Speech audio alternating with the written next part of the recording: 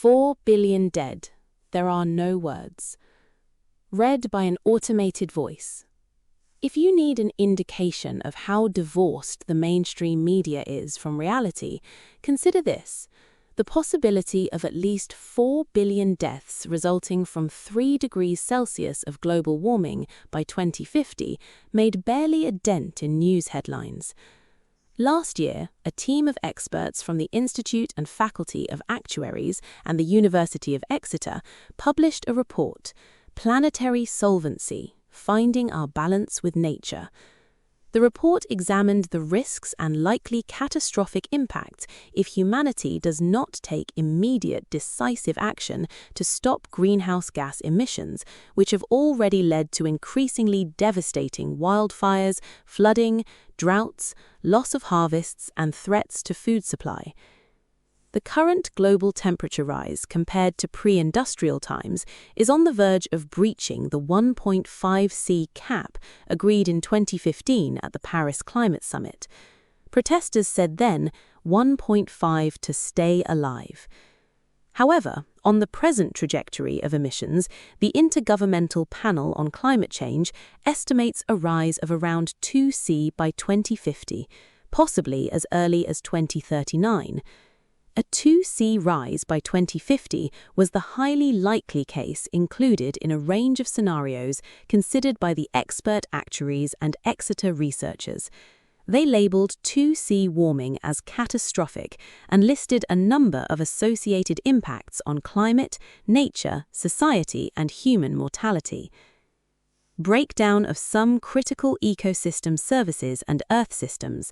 Major extinction events in multiple regions, ocean circulation severely impacted, high number of climate tipping points triggered with a partial tipping cascade, increasing climate instability even further, severe socio-political fragmentation in many regions, low-lying regions lost, heat and water stress driving involuntary mass migration of billions of people, catastrophic mortality events from disease, malnutrition, thirst, and conflict, and the starkest conclusion of all, the deaths of at least 2 billion people.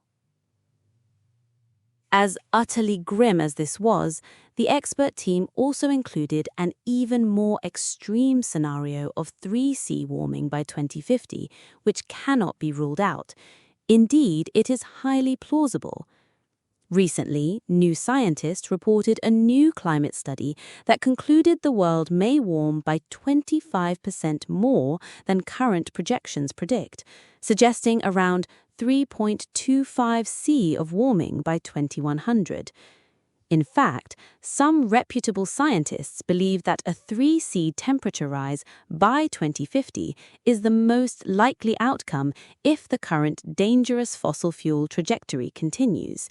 For example, the German Physical and Meteorological Societies issued a joint warning last year that the planet could warm by 3°C over pre-industrial levels by 2050.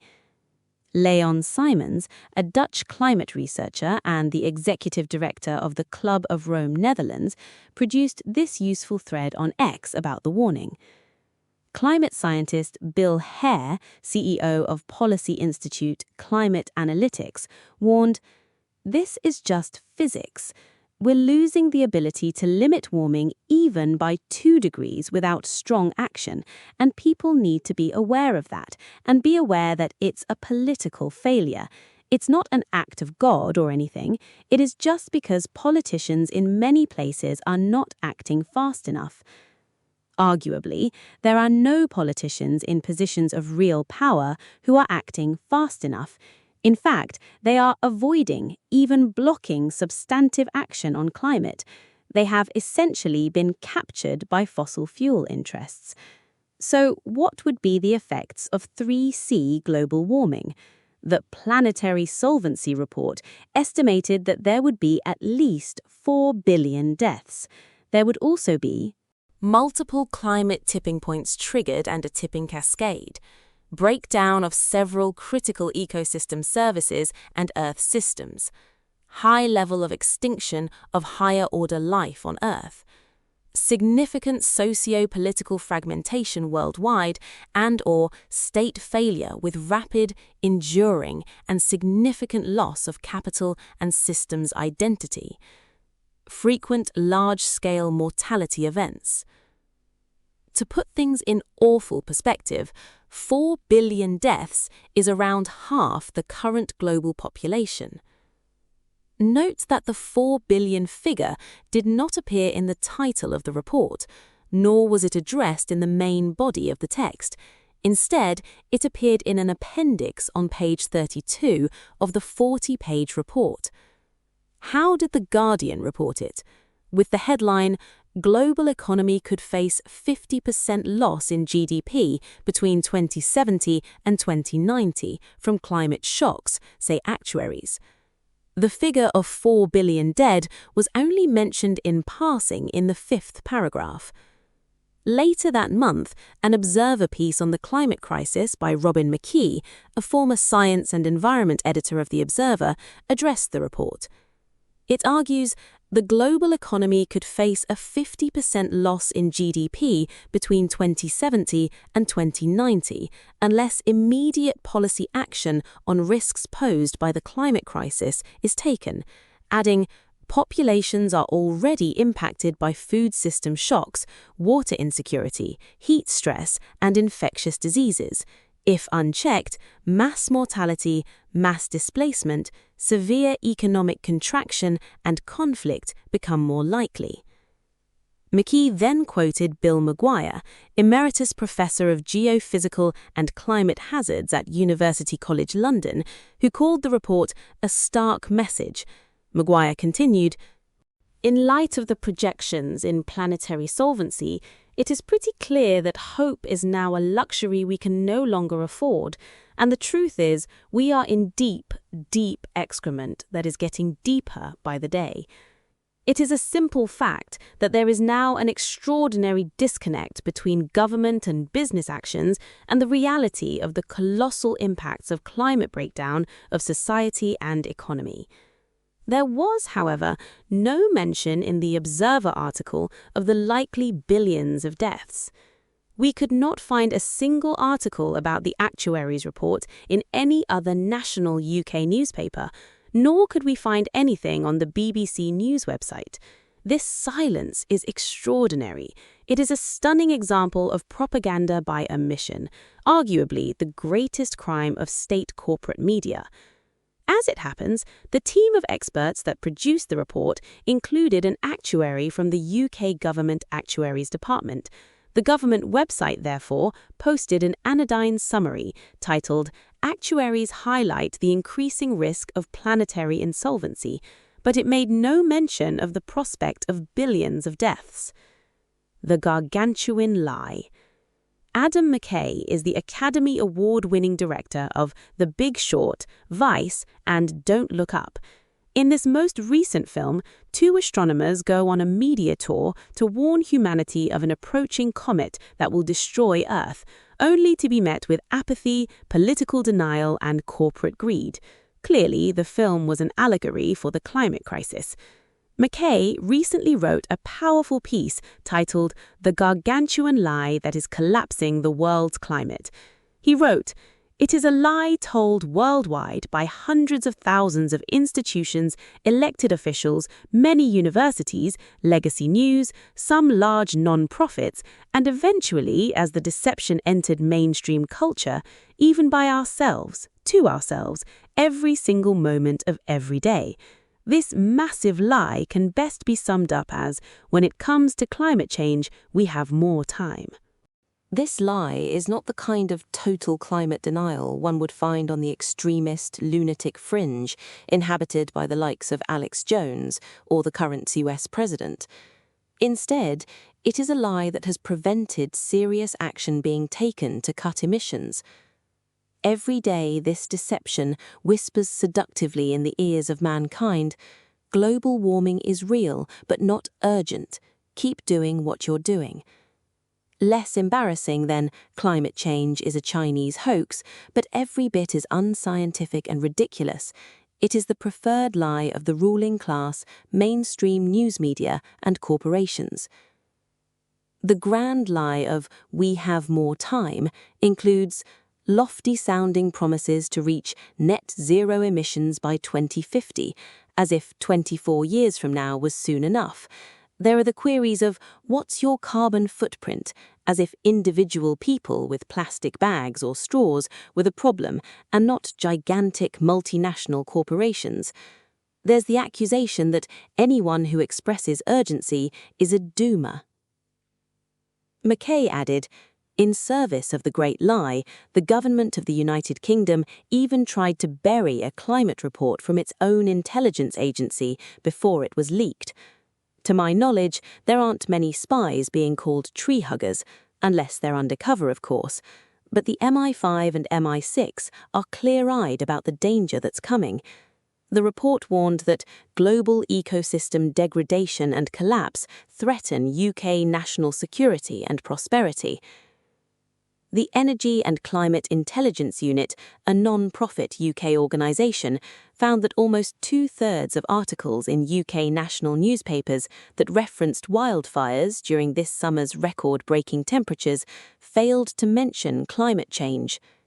The ECIU also reported that 72% of coverage of the UK's June heatwaves likewise failed to mention climate change, and an analysis by Climate News Tracker in May found that more than half of UK television and radio news coverage of that month's heatwave also failed to link it to climate change. And yet, UK climate breakdown is coming faster and harder, according to the economist Professor Matthew Agarwala, the chair of sustainable finance at the University of Sussex Bennett Institute. We may now be entering a perfect storm of climate impact that could devastate the country's infrastructure and food supply. Luke Trial, UK director of More in Common, a non-profit research agency that aims to understand what Britons think and why, noted recently via X, "Weather may be getting cooler, but what has been the impact of recent heatwaves on public attitudes to and salience of climate and net zero? 2/3 of the public say they are worried about hot weather, and 86% think climate change at least partially responsible." Geoffrey Lean, formerly of The Independent and the world's longest-serving environment journalist with a 56-year career, responded to the survey results. "What a disconnect. The vast majority of people rightly link the heatwaves with climate change, but another survey has found that 2/3 of media articles on them fail to mention it. The government seems stuck in the same elite Westminster, Whitehall, Fleet Street bubble." Likewise, the BBC is failing to properly inform viewers about the realities of the climate emergency. Zach Polanski, leader of the Green Party of England and Wales, says that the BBC is choosing instead to follow the lead of right-wing newspapers owned by billionaires. He told the National newspaper in Scotland, "It's really important we have a public service broadcaster, but what's happened is the denigration of trust because of years now of over-reporting on reform. I think the most obvious example is Question Time, the constant seat that is given to a reform spokesperson. But sometimes we miss the point if we just focus on Question Time. I think it's much more insidious than that." He continued, "I think it's daily. I think it's in the commentary around British politics. I think it's constantly through the frame of what reform are saying. Or there is a much bigger problem where the Telegraph or the Times or the Mail will put something on their front page, and then the BBC allow those billionaire-owned newspapers to set the news agenda. It's corrosive to our political discourse and our national conversation." Polanski called on UK Prime Minister Andy Burnham to block plans to exploit the Rosebank oil field west of Shetland and the Jackdaw gas field in the North Sea. Climate scientist Bill Maguire noted, "The climate doesn't care about what pleases the fossil fuel industry or is perceived as politically palatable. It cares about the greenhouse gases in the atmosphere." So far, Burnham has shamefully neglected to tackle the climate crisis or even discuss it publicly. A recent government severe alert sent to phones in the UK only went as far as warning that people should not undertake any activity that could start a fire, including disposable barbecues, fire pits, garden incinerators, or fireworks. The word climate did not appear. He is yet to make a decision on whether to approve the Jackdaw and the Rosebank fields. According to a recent report in The Times, government ministers are concerned about the optics of giving approval during a summer that has seen a series of intense heat waves and wildfires in many parts of the UK. The decision is now expected to be delayed until the autumn. After speaking with Burnham in a phone call, US President Donald Trump said opening up new oil and gas fields would help solve Britain's energy problem and make the UK pretty rich. Burnham has reportedly said that he would adopt a pragmatic approach. That hardly inspires confidence that he is serious about cutting emissions of dangerous global warming gases. The 4 billion dead movement. Early in 2026, a new climate movement emerged in the UK. 4 Billion Dead was founded by climate activist Roger Hallam, co-founder of Extinction Rebellion, Just Stop Oil, and Insulate Britain. Hallam is a former organic farmer who, motivated by the loss of his business due to extreme weather events, later became a researcher in the study of mass mobilization at King's College London. In 2024, Hallam was sentenced along with other activists for his part in organizing a climate action to disrupt traffic on the M25. His sentence was initially for 5 years, later reduced to 4 years on appeal. He was released in 2025 after serving around 13 months in prison. The name of the 4 Billion Dead movement comes from the worst-case scenario included in the expert actuarial report discussed earlier. The movement's call for international climate activism stated, "You felt it this summer. Across the world it was felt. The heat that didn't break, the grass that turned to straw then dust, the rivers running low, heat waves killing thousands of people. It will get worse. Not might, will. Every year, temperatures will rise and more people will die. Last year, the truth came out. The British insurance industry produced a report on the climate crisis, predicting at least 4 billion deaths at 3C of global warming, possible by mid-century. 4 billion, half the Earth's population, dead. Sit with that number for a moment. There are no words." On the 4BD website, Hallam has written about how this movement will differ from the old climate movement.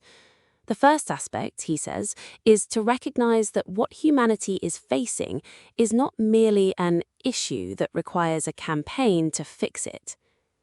He continued, "What we face requires us not just to change the world, but to change how we see the world and ourselves. We are not going to have any resilience unless we first take the time to focus on what it means to live a good life in the appalling context we are presented with." Inspired by India's fight for independence against British rule, he points to Mahatma Gandhi's concept of self-purification. Hallam explains, "We have to detach ourselves from our egos, that bit of ourselves that wants success, to win, and that part of ourselves which is filled with judgment against those who we see as responsible for this ultimate catastrophe. Both paths lead to burnout and/or violence, and paradoxically, neither of these outcomes will lead to success." The second aspect of importance is that 4BD will operate within the law, because otherwise, in the increasingly authoritarian contexts we face, direct action will most likely lead to the arrest and imprisonment of people in the organization and force its closure. A third component is a grand vision for 4BD as part of an international movement which, as conditions worsen, seeks to provide a positive, radical alternative to the default collapse into fascism. Along with partner groups and networks, we are demanding a political revolution, a fundamental change in how decisions are made in our society. Professor Kevin Anderson, a climate scientist at the University of Manchester, has long spoken out forcibly about the real risk of societal collapse under global warming and the urgent need to make substantive cuts in emissions. In a recent interview with Novara Media, he pointed out that tackling climate change means improving the everyday lives of those large numbers who are currently struggling. Better public transport, better homes, which improves the well-being of the people in those homes, which improves the educational attainment of their children. So, this is win-win-win for those communities. He also reminded viewers that power in society resides with the general population.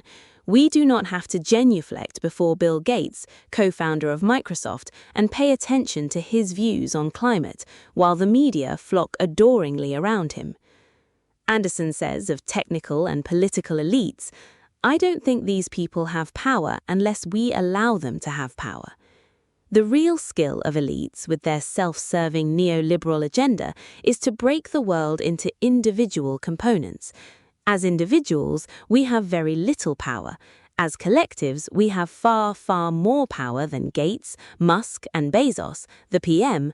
So the trick of those who want to maintain power is to make sure the rest of us just continue as individuals, not as collectives. He referred to the suffragette and civil rights movements. We can see where collectives come together and change society.